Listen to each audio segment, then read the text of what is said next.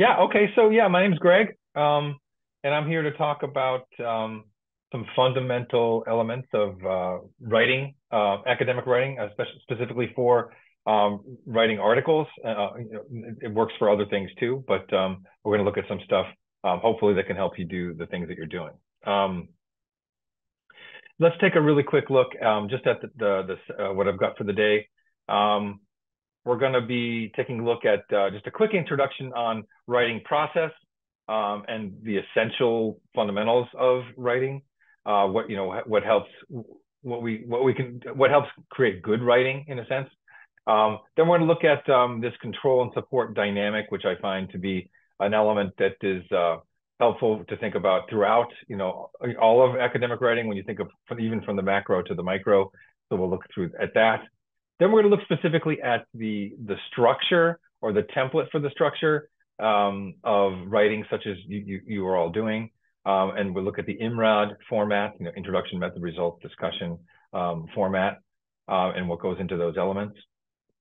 We'll come back and look at a little bit more micro elements and paragraphing, and we'll use that context to talk about using sources and weaving that weaving your voice into discussion. Then we'll have, I think, the format of the GLD seminars, where we kind of move into a second half. We have discussion, questions and answers or whatever. I do have some material if we want to work through that too. But of course, I'm ready for all of your questions there too. We'll finish up with some tips on language and maybe some resources for you, links and things like that might be helpful. Again, really quickly, my name is Greg. I work for the Unit for Academic Language at the University of Gothenburg. We are a unit that serves the whole university, both in Swedish and English. I come originally from the US. I've been in Sweden for about 13 years. I have a master's in linguistics, and I've been at the University of Gothenburg for 7 years now. So at Ask, we call ourselves. Okay, so the first thing I want to kind of get into and talk about is what we call the writing process. Okay, so when I was an undergrad, this is something I would hear being talked about in a way that I would just I would translate that to, you need to work for a long time on your text, which I never did. I was kind of a last minute kind of person, and it just meant, yeah, I know I know I should put this time in, but really, what does that mean? And when you drill down on that idea, we're going from the sense of getting an assignment or getting, you have we can call it an assignment, but you have a task to do. You get the task, and where do you go from there?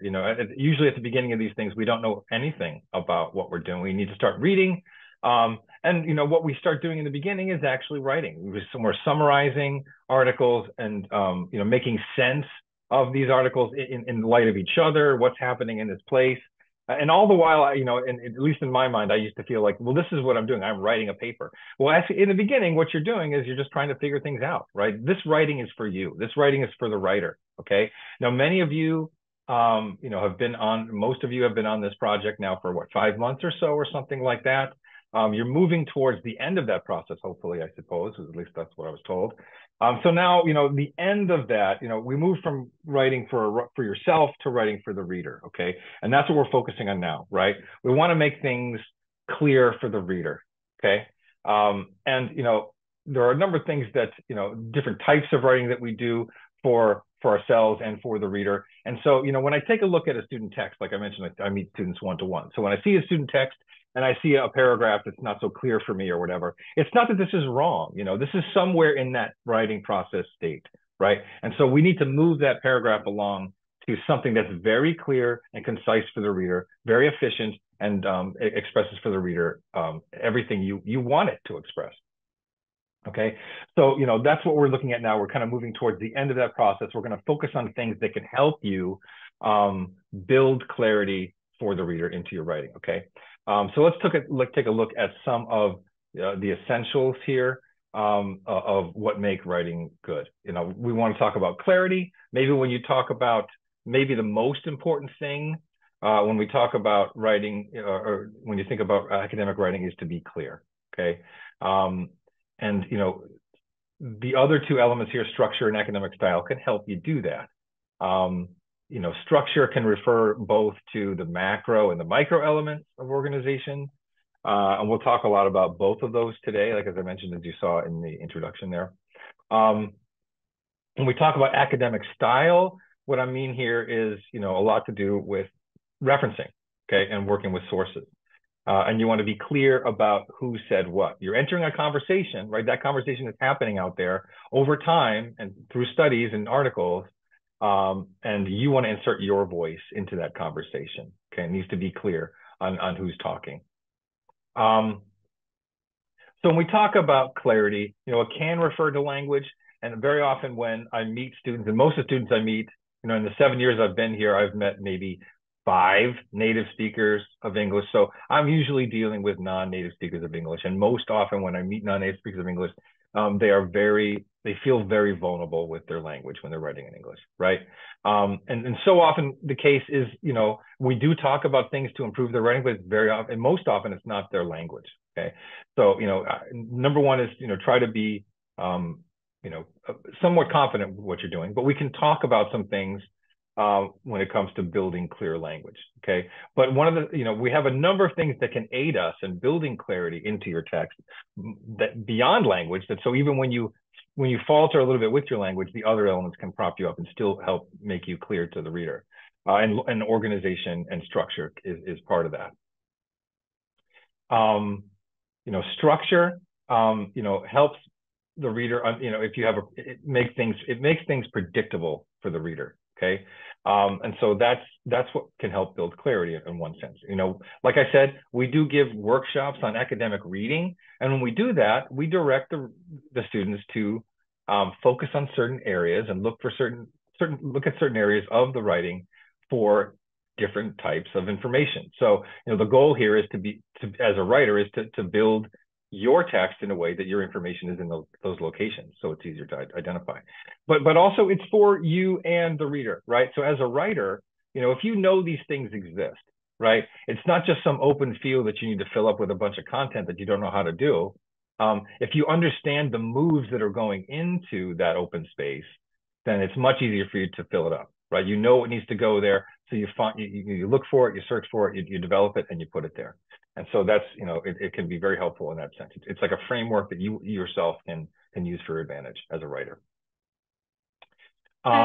Excuse me, Greg, I just want to ask if you have a PowerPoint or something, because we cannot see. Oh my God. I have been using the PowerPoint the whole time. I just didn't share my screen. Yes. Thank you for reminding me. I'm so sorry. No, I'm gonna do that now. That's my fault. Okay. Is this better? Can you see that? All right.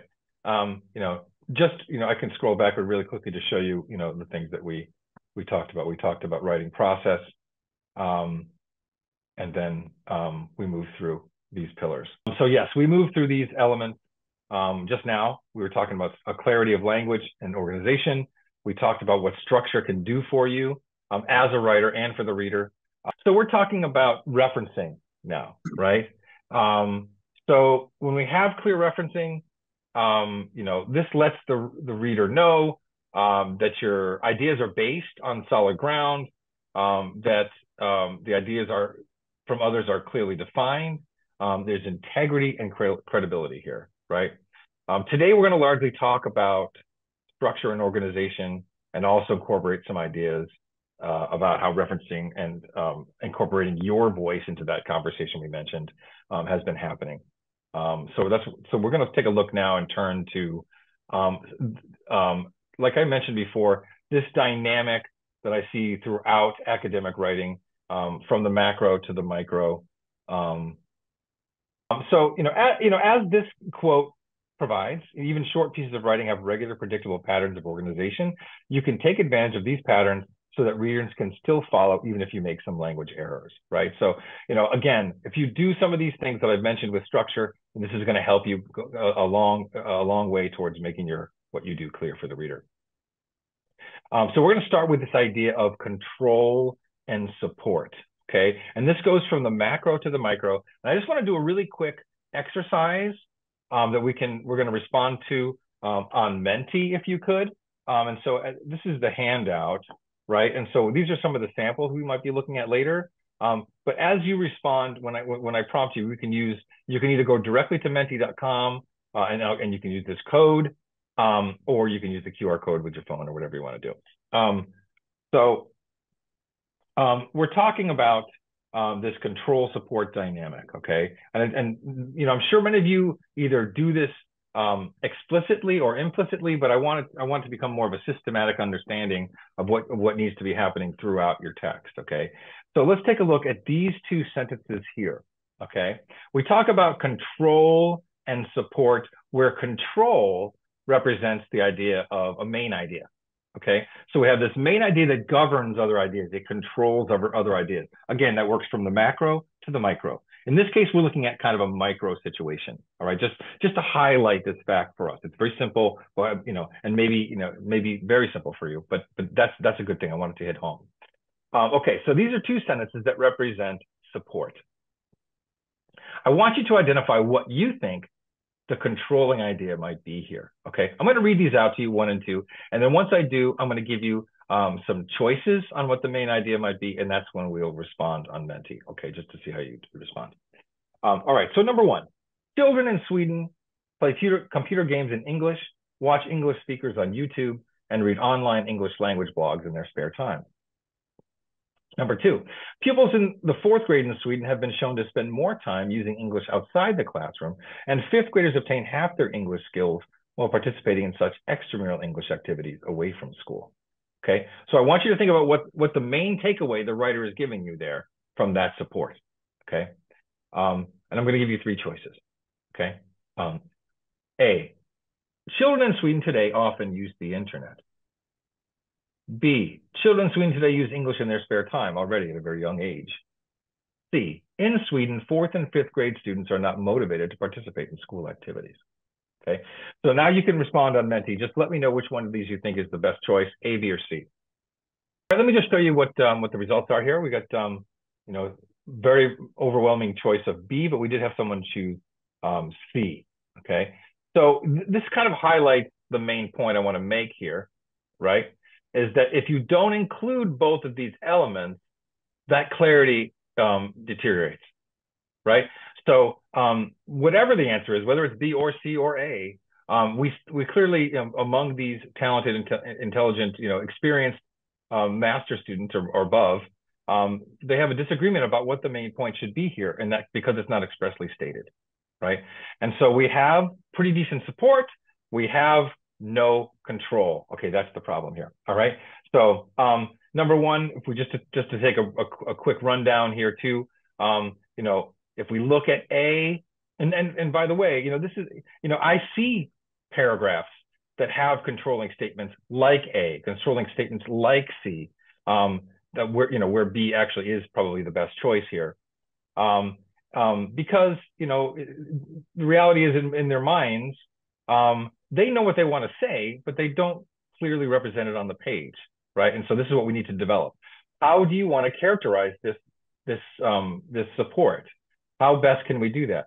So, you know, what's truly in alignment here? Yes, B would probably be the best choice that aligns with 1 and 2.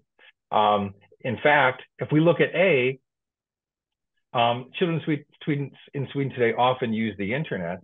You know, sentence number 2 doesn't even mention the internet, right? So it would be very difficult for sentence number 2 to support A directly, right? The same thing is true of C, and that, you know, sentence number 1 does not mention school. So sentence number 1 does not directly support C, right? So both of these things, we would see some kind of inconsistency there, right? And so all you were given at the beginning, you know, was this, right? And so what do you take away from this? And so even if at the end of the day, you take away the right main idea, you're still going to have to stop and read through this a number of times to determine that, right? So again, we want this clear control support dynamic. And in academia, generally we're looking at control first, followed by support. Control, support, control, support. Again, macro and micro levels. Now let's try this again.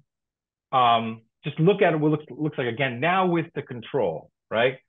Children in Sweden today use English in their spare time already at a very young age. They watch English speakers on YouTube and read online English language blogs in their spare time. Pupils in the 4th grade in Sweden have been shown to spend more time using English outside the classroom, and 5th graders obtain half their English skills while participating in such extramural English activities away from school. Much clearer, much more direct. You can read through that one time and get the point, number one, so you have the control. And number two, you have the support so you understand where that comes from. You have the credibility, you have the integrity, you have a better picture of what's going on there. We need both of those things to have, right? So without the control, we don't get the main point. Without the support, we don't have the credibility or the integrity or anything like that, right? And so very often, I think when you see student writing or writing at any level, you know, a lot of times we just want to make these control statements and we move on and we don't support them clearly. Or we have a bunch of support that we're trying to make sense of and we haven't clearly signaled to the reader what we mean by it. And so again, these together really make up the clarity of ideas. So control and support. You know, you want to think of your control as kind of an umbrella overarching statement that covers everything beneath it, right? So as we saw before, you know, A and C, you know, they weren't part of the umbrella, or they didn't create a full umbrella to cover both of the supporting statements that we saw. So that umbrella was much too small.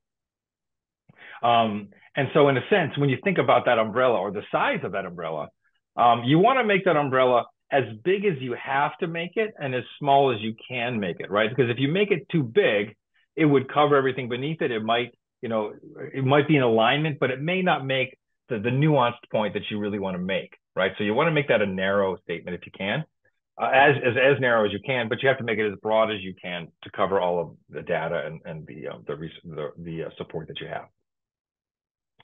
So, you know, kind of looks like this. If we look at the deep structure, control, and then each supporting idea supports that. Now you have, like I said, it works at all the levels, right? So in a sense, you have different hierarchies of control, right? We have our, you know, in our introduction, we're setting up the goal of the text, and that's our ultimate control. And then, you know, each paragraph that, you know, somewhere has a main idea in them.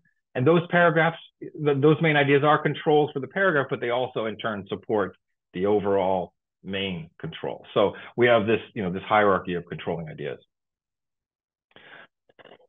All right, so let's take a look now at the big picture. Okay, we're going to take a look at the IMRaD structure: introduction, method, results, and discussion. So again, I'm giving you templates here. You know, these are rules, and rules get broken, and they get broken for good reasons, right? But you know, these are the rules. And so, you know, we'll take a look at a sample or two from writing in your field, and we'll see how the rules get used or broken. And different fields use them differently. They'll emphasize certain elements of these rules, de-emphasize others, and that's kind of what we need to do. And so I'm giving you these rules, and so it's kind of your job then to go take these rules and examine the things that you're looking at and see how they're used, right? They don't do this at all, where they do this very much, or they do it a little or whatever. And this can even differ among subfields, right? So you can have, you know, in social science, you can have different topics and subfields that have different cultures, and they take on different aspects. And so it's very important for you to take a look at the readings that you have. And in fact, looking at the readings that you have for many of the cues that you want to take for academic writing is really the way to go. Very often students ask me, can I use I in my writing? And it's like, well, what are they doing in the field that you're working in, and how are they using it, right? And so that's, you know, if you're not getting it from teachers or from peers or whatever, you're going to get it from your readings. All right, so let's take a look at the IMRaD structure. You know, as a visualization, it might look something like this: introduction, method, results, discussion, and conclusion, where the conclusion is part of the discussion. It's kind of the end of the discussion. And so we have these shapes here. The introduction goes from broad to narrow, and the conclusion or discussion comes from narrow to broad. And we'll look at what that means. Okay, so you know, so we start generally, right? We need to bring the reader in. We need some context, and we narrow that context to the main goal of the text, and that's when we launch into the actual doing of the text or doing of the study or the paper or whatever with our methods and results.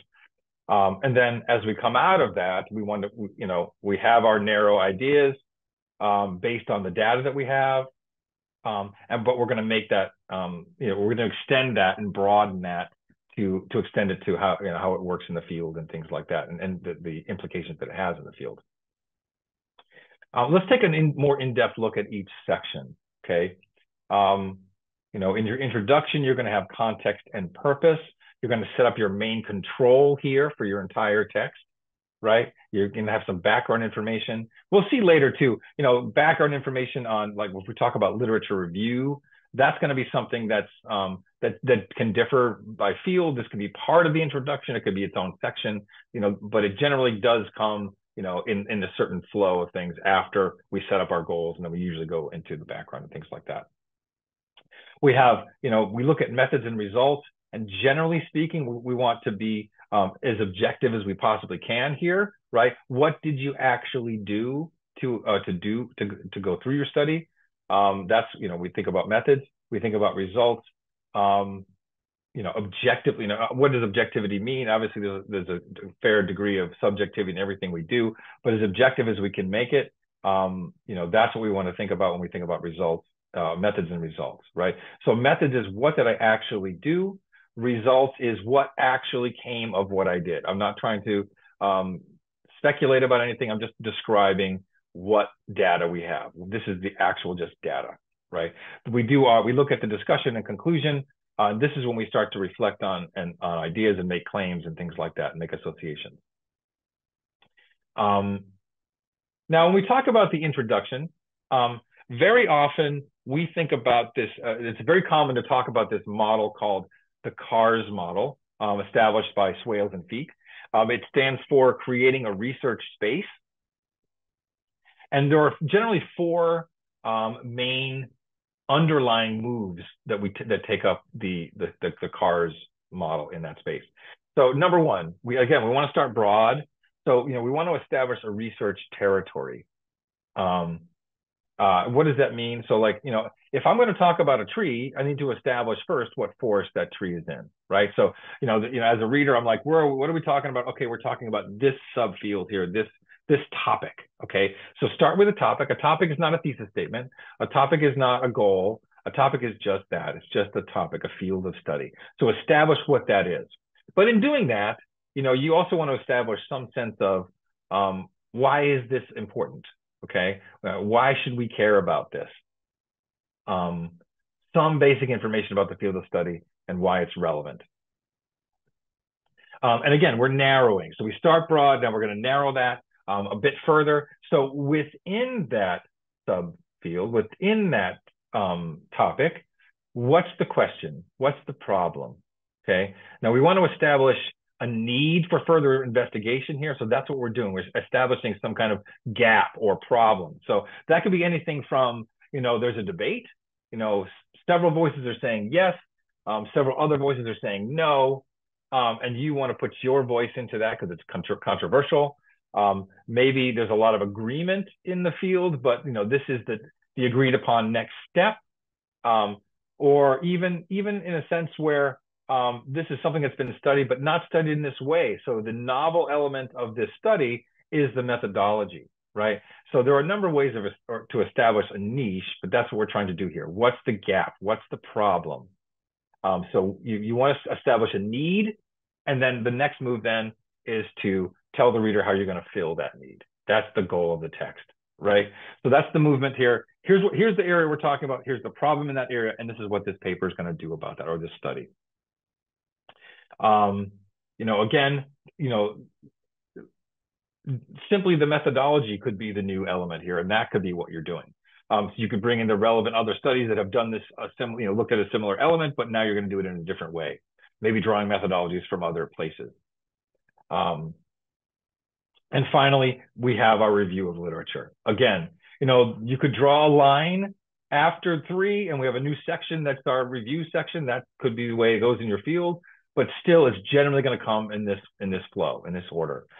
Research territory, niche, occupy the niche, and then, okay, now tell me, give me the background, give me the literature.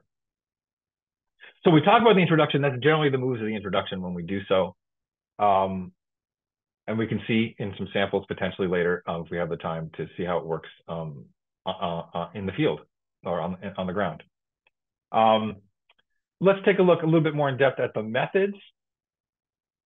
When we look at the method section, again, you want to have a clear and as objectively as you can description of your methods, right? We want to ensure that the method section is written in a way that another researcher could replicate it, you know, based on the information you've given. So we don't want to be secretive here and hide or, you know, hide behind something because we're afraid of something might happen, obviously, or we definitely want to be clear about what we've done.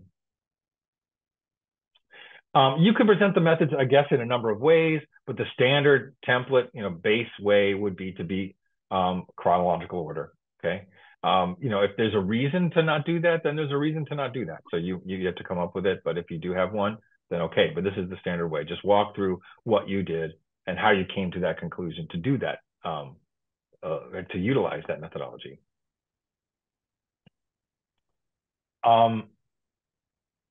You know, you don't want, I mean, you may want to avoid some less important details as, again, you know, focusing on the idea is, you know, does the reader get the picture of what you did, and can they replicate what you did by describing these important details? Maybe some other elements are not so important to describe.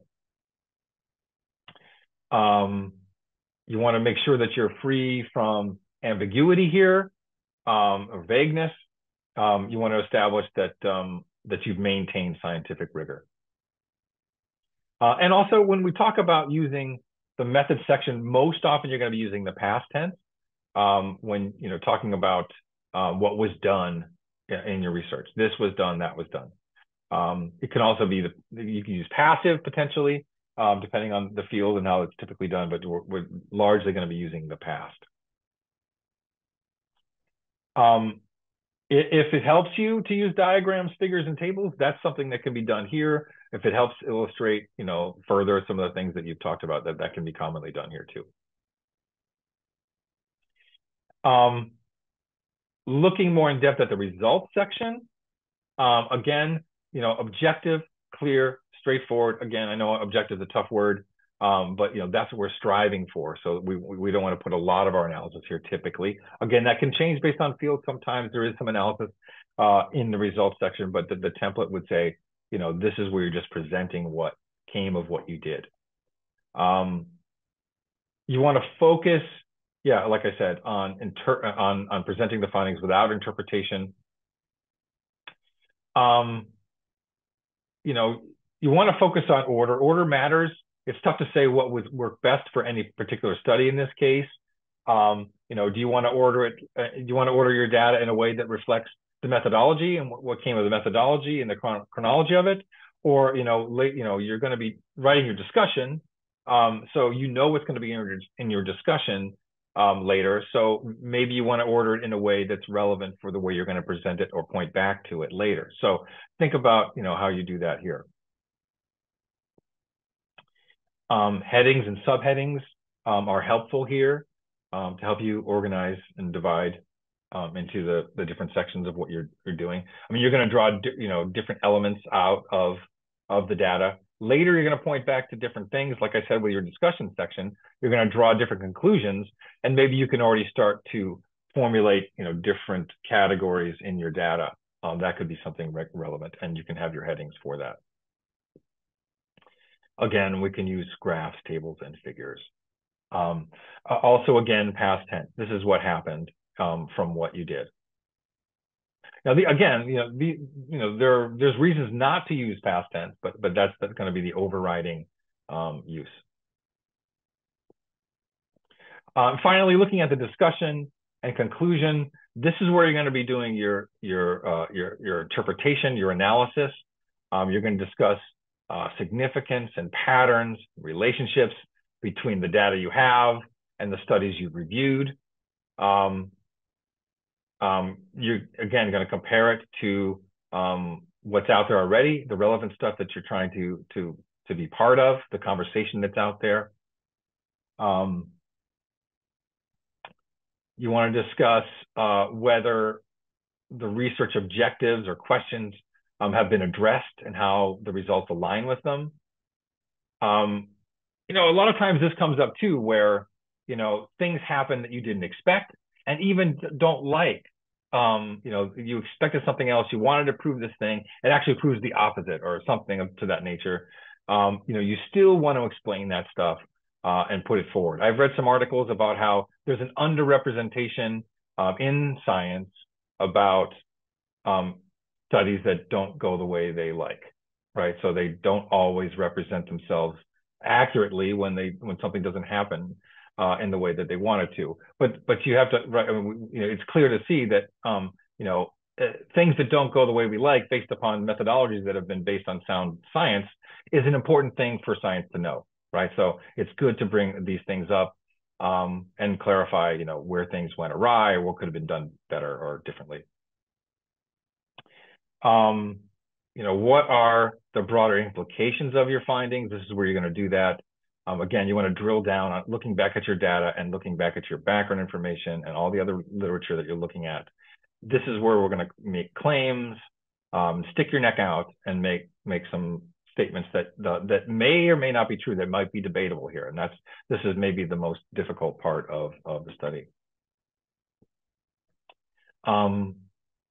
Based upon some things that, maybe you knew this going in, the limitations of your study, or maybe, as a result of what you've done, you've seen some holes or things that happened that that didn't, in a way that you didn't expect.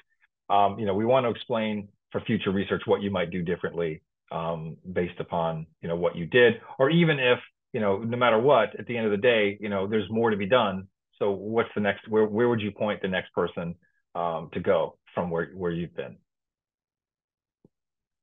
Now, again, your conclusion is typically part of the discussion, but let's take a look at the conclusion. This is going to take on the character more like what you're familiar with an essay. It's going to be summarizing, not a lot of new information here. We're going to be looking back at your discussion now and drawing out the main points. You've already made sense of those points. You've already justified the points you're making, but now you're just going to collect these main points now in the light or the context of your overall goal for the reader. Okay, you're going to highlight the unique contributions of the study to the field of research.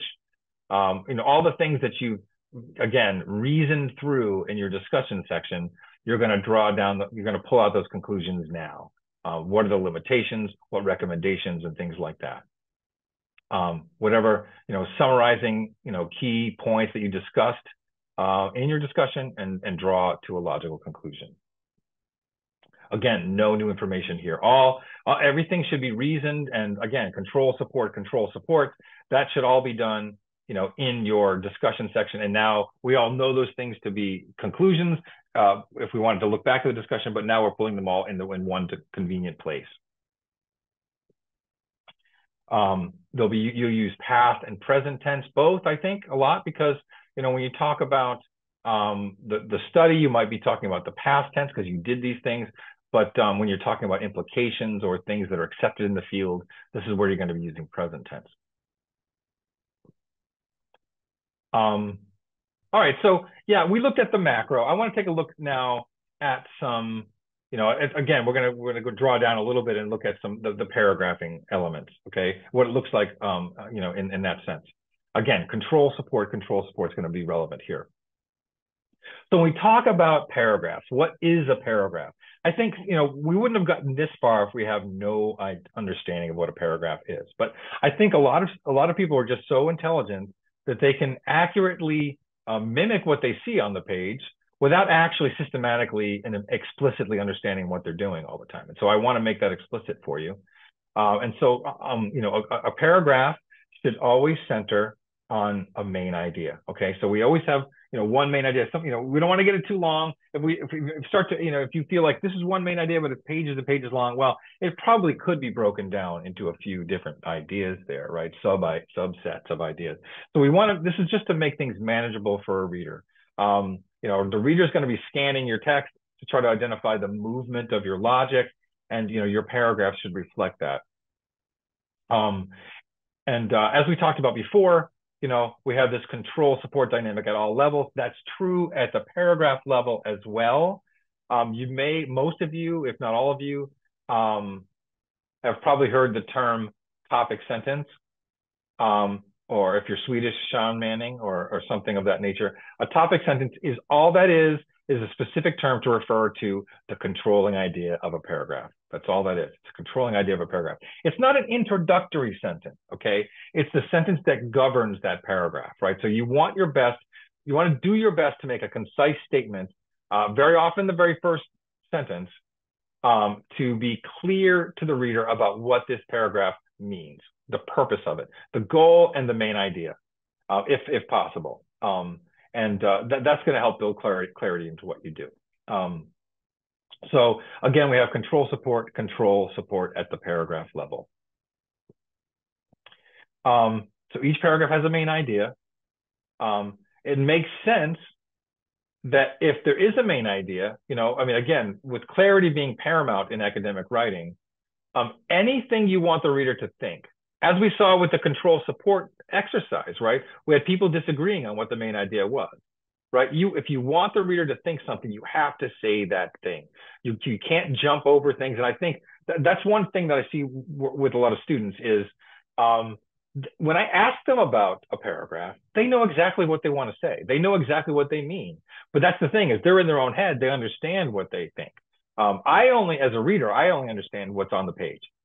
And so that needs to be there. And very often, you know, writers say, you know, think, well, this is obvious from what I've said there, but you didn't say it exactly, so it's not obvious, right? And so that's the goal. Think about all the articles that you have to go through and read, and how difficult it can be to get through these things. And if you're also making gaps in what you're trying to say, that's only going to make it that much harder. So the goal here is, again, control support, be clear about each step. A plus B equals C, not just A and C, and they'll figure out B because it's obvious. Okay, so you know, the main idea should be clearly stated. Each paragraph has a main idea, so what is it? It often comes as the first sentence. Like I said, control first, support later. Now, it could work. It does work, you know, logically to have some supporting ideas and then a controlling idea. Again, it's not as common. But if you say, okay, here's a point, here's a point, here's a point. So in the end, I guess this is the main idea. That kind of dynamic can work for the reader too. But the problems arise when you don't explicitly state the main idea, or the main idea is in there somewhere, but it's buried in the middle. And that doesn't signal importance to the reader. Okay, so if you made it your third sentence, that's your main point. Well, there's nothing that's going to signal to me as the reader that, like, oh, that's the main takeaway, because it's the third sentence. You know, that doesn't really signal that to me. Again, control followed by support. Support can come in a number of forms: references, observations, data, interview ethnographic data. They all, you know, there's a number of ways to support what you're doing, but we still want that dynamic. So just to take a look at a quick paragraph here. I don't love this paragraph for its content. I suppose it's kind of awkward, but it is directly from the source material in a great reference that uses this as an example paragraph, so I've used it. I'm just going to read it out to you. It's actually on the handout I gave you. If you wanted to make notes, I know it's not printed out for you, but just to highlight the way this moves, and I'm going to show you some elements to it beyond the control support that presents some kind of template for me as well. So I'll just read it out really quickly so we're on the same page. As well as producing sex and gender through friendship group interactions, the literature also suggests that pupils use sex and gender to negotiate and resist schooling. Kahili and Nyack, 1996, describe an account from a group of secondary school pupils in which one of them was claimed to have pursued a teacher around the classroom with a sprig of mistletoe and with the intention of getting some lipstick on the top of his head. In this instance, a heterosexualized form of femininity is used satirically to undermine the authority of a male teacher. Again, you know, not my favorite content, but let's take a look what we have.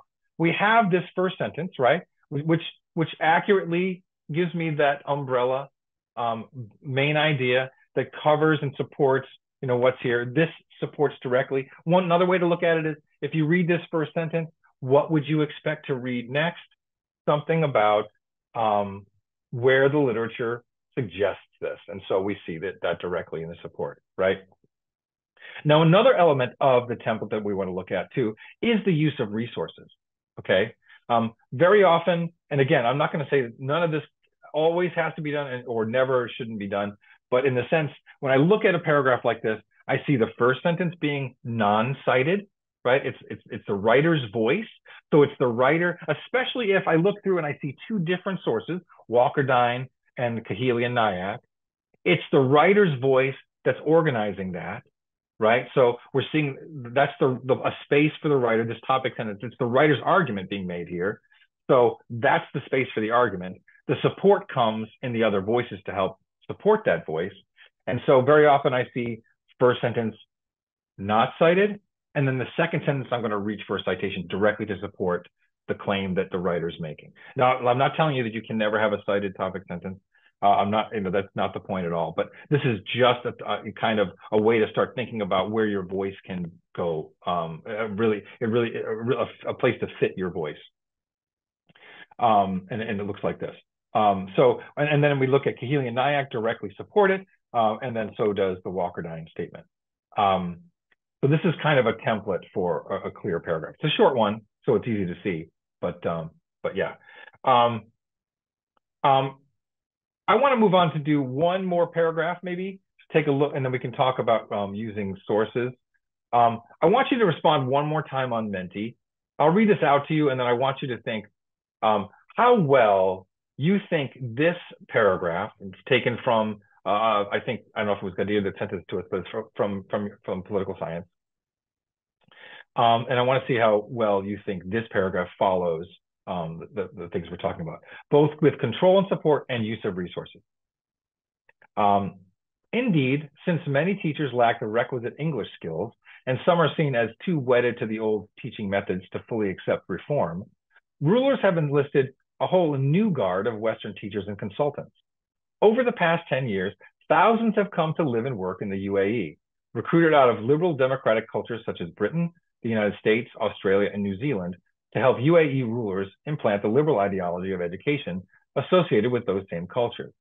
And they are ubiquitous, ranging from their presence as advisors, teachers, and administrators in schools to their leading roles in institutions of higher education, such as New York University, Abu Dhabi, and UAE University. In addition, the new civics classes are themselves often taught by British and American expatriates, hired to make creativity, individual empowerment, and critical thinking an integral part of being an IMRaD citizen. So just take a minute or two to respond on Menti to say what you think, how well does this paragraph do its job as a complete paragraph, control, support, and use of resources.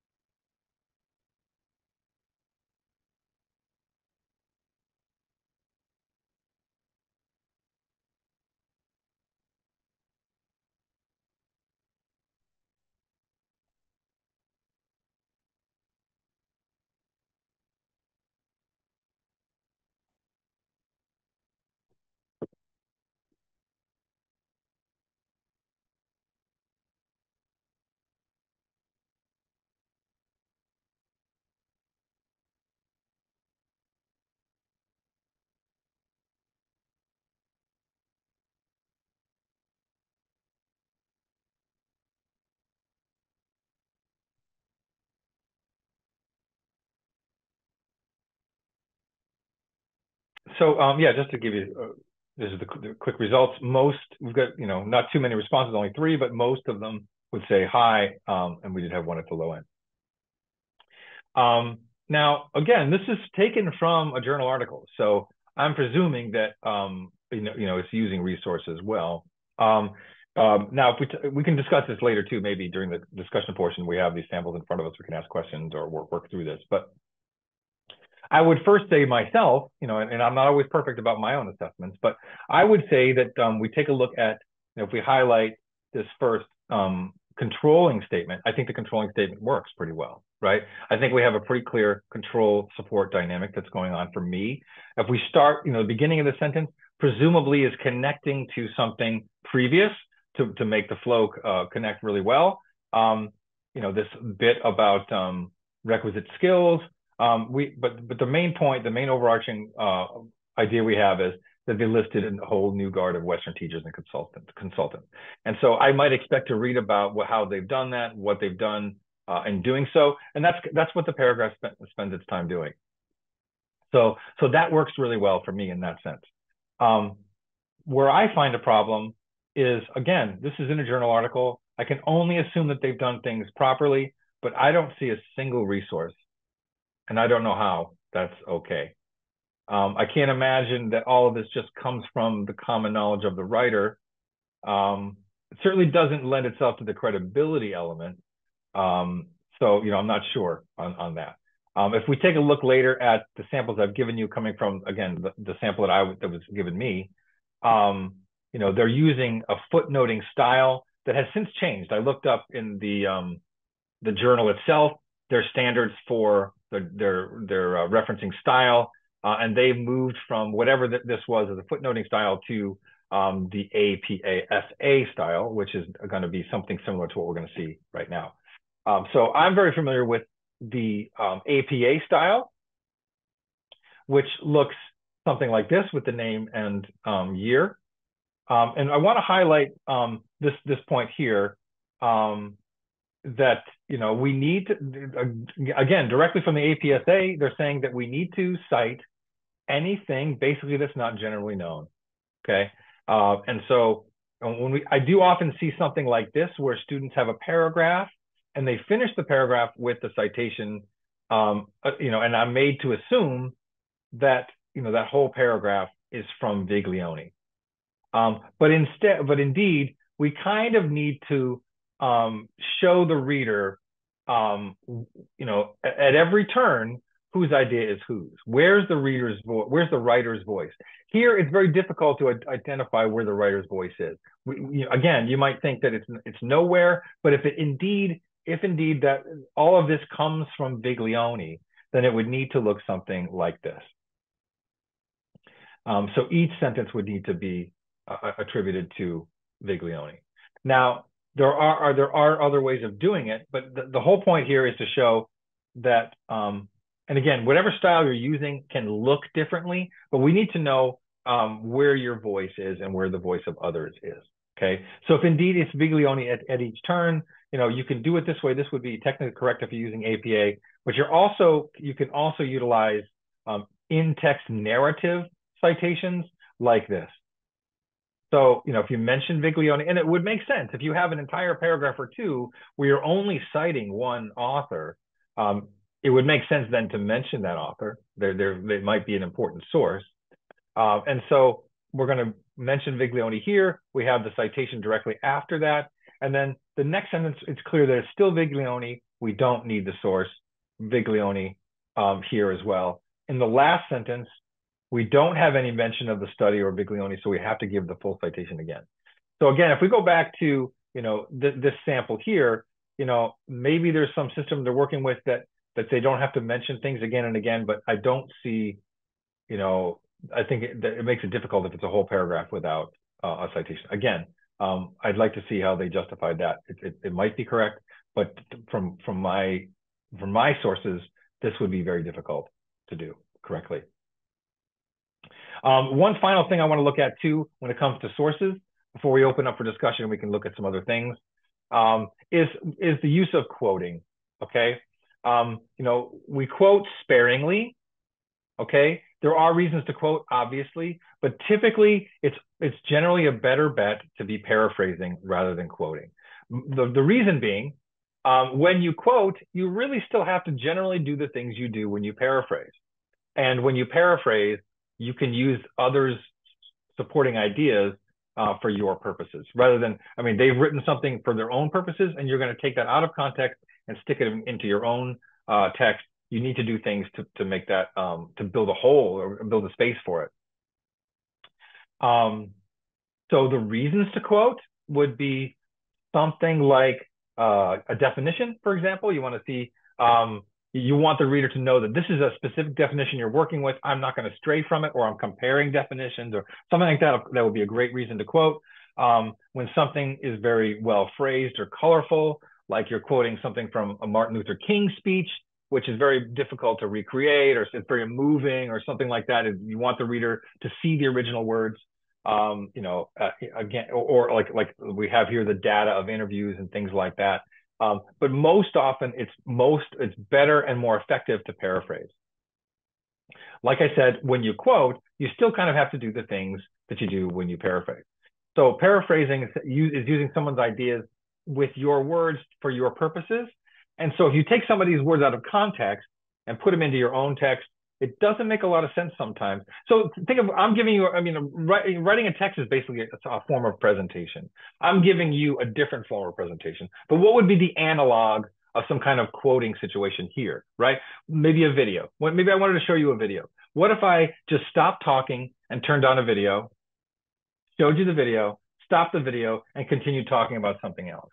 I need to introduce what the video is, why we're going to watch it, and what it actually does, what's actually in the video, right? Something like that. So that's kind of that's what you need to frame a quote with as well, right? So if you can use, they have this concept called a quotation sandwich. So you want to surround your quote with a few things. So you're in the sandwich, your top slice would be, who said it? If it's important enough to use as a quote, you want to say who it is. And you want to paraphrase it as well, right? So again, you're going to do the paraphrasing work anyway. So here's who said it, and it kind of means this, at least in a brief amount. This is kind of what it means, okay? And then you give the quote, and then you follow that up by saying, this is why it's important, right? Again, all the work you would do in a paraphrase, but now you're also including the quote. Again, this is the template. There may be reasons to stray from this, but this is generally the template, okay?